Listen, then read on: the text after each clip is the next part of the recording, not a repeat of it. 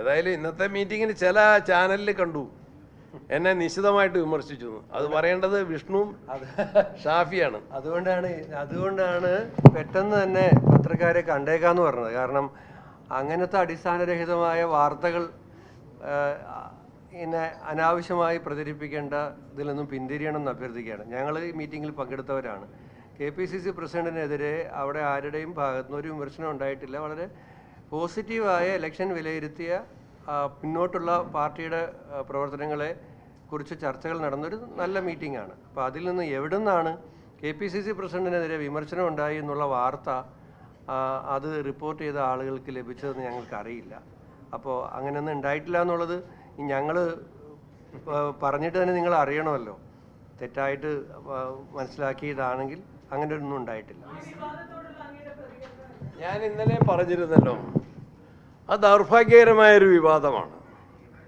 അത് എൻ്റെ ഒരു ബന്ധു എന്ന നിലയിലല്ല അതിൻ്റെ അടിസ്ഥാനം. ഇവിടെ വ്യക്തമാക്കിയതാണ്. ഒന്ന്, ഈ പേഴ്സണൽ സ്റ്റാഫ് എന്ന് പറയുന്നത് അതിനെന്തെങ്കിലും പ്രത്യേകമായ യോഗ്യതാ മാനദണ്ഡമോ അയോഗ്യതാ മാനദണ്ഡമോ നിയമപരമായിട്ട് എവിടെയും രേഖപ്പെടുത്തിയിട്ടില്ല. അതിൽ പകുതിയിൽ കൂടുതൽ ആളുകൾ സർക്കാരിൻ്റെ ഡെപ്യൂട്ടേഷനിലായിരിക്കണം എന്നതാണ് ഒരു നിബന്ധനയുള്ളത്. അല്ലാതെ അതിനേതെങ്കിലും ആളുകൾ അയോഗ്യരാണ് എന്ന യാതൊരു വ്യവസ്ഥയുമില്ല. പിന്നെ ഇതിന് ഒരു അപേക്ഷ സ്വീകരിച്ച് ആപ്ലിക്കേഷൻ കോൾ ഫോർ ചെയ്ത് ടെസ്റ്റും ഇൻ്റർവ്യൂ നടത്തി റാങ്ക് ലിസ്റ്റ് പ്രസിദ്ധീകരിച്ച് നടത്തുന്ന ഒരു നിയമനമല്ല. ഇതിലേക്കൊരു ആപ്ലിക്കേഷനും കോൾ ഫോർ ചെയ്തിട്ടില്ല. ഇതിനൊരു ടെസ്റ്റ് നടത്തിയിട്ടില്ല, ഒരു ഇൻ്റർവ്യൂ നടത്തിയിട്ടില്ല.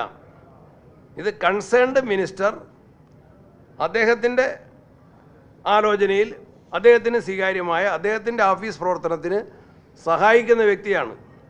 ഈ വ്യക്തി എൻ്റെ റിലേറ്റീവ് ആണെന്ന് ഞാൻ തന്നെയാണ് പറഞ്ഞത്. ആ റിലേറ്റീവ് എന്നുള്ളതാണോ കട? എനിക്ക് അനുജനുണ്ട്, വേറെ അനുജനുണ്ട്, വക്കീലായ അനുജനുണ്ട്. അവനെയല്ല വെച്ചത്. ഞാൻ വെച്ചത് 2 ടൈം പഞ്ചായത്ത് പ്രസിഡന്റ്, നിലവിൽ ജില്ലാ കോൺഗ്രസ് കമ്മിറ്റിയുടെ ജനറൽ സെക്രട്ടറി, ഇരിട്ടിയിലെ എല്ലാ പാർട്ടിക്കാരുമുള്ള ഇരിട്ടി മഹാത്മാഗാന്ധി പോസ്റ്റ് ഗ്രാജുവേഷനുള്ള കോളേജിൻ്റെ മാനേജ്മെൻറ്റ് കമ്മിറ്റിയുടെ സെക്രട്ടറി, എൻ്റെ ചീഫ് ഇലക്ഷൻ ഏജൻറ്റ്. ഞാൻ ഇലക്ഷൻ കൗണ്ടിങ്ങിന് പോയിട്ടില്ല.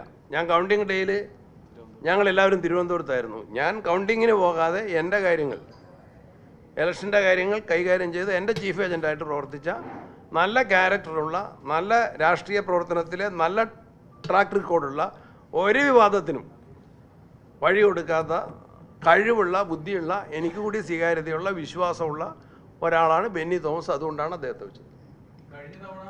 ഒരു കാര്യം കൂടി എന്നോട് ഇന്നലെ പ്രധാനപ്പെട്ട ഒരു കോൺഗ്രസ് നേതാവ്, ഡൽഹി ആയിട്ടൊക്കെ ഒരുപാട് നാൾ ഭരണപരമായ ബന്ധമുള്ള ഒരാൾ എന്നെ വിളിച്ചു പറഞ്ഞു, മൊറാർജി ദേശായി പ്രധാനമന്ത്രി ആയിരുന്നപ്പോൾ അദ്ദേഹത്തിൻ്റെ മകൻ സ്റ്റാഫിലുണ്ടായിരുന്നു. അത് അദ്ദേഹത്തിൻ്റെ വിശ്വാസമാണ്. ഞാൻ വെച്ചത് എൻ്റെ പ്രവർത്തനം, മന്ത്രി എന്നതിലുള്ള എൻ്റെ പ്രവർത്തനം കുറ്റമറ്റതാകാൻ, ജനോപകാരപ്രദമാകാൻ, വിജയകരമാകാൻ, ഫലപ്രദമാകാൻ സഹായിക്കുന്ന നല്ലൊരു വ്യക്തി എന്ന നിലയിൽ തന്നെയാണ്. പൊതുപ്രവർത്തനത്തിൻ്റെ പരിചയസമ്പത്തുള്ള ഒരാളെയാണ്, നല്ല ക്യാരക്ടറുള്ള ഒരാളെയാണ് ഞാൻ വെച്ചിട്ടുള്ളത്.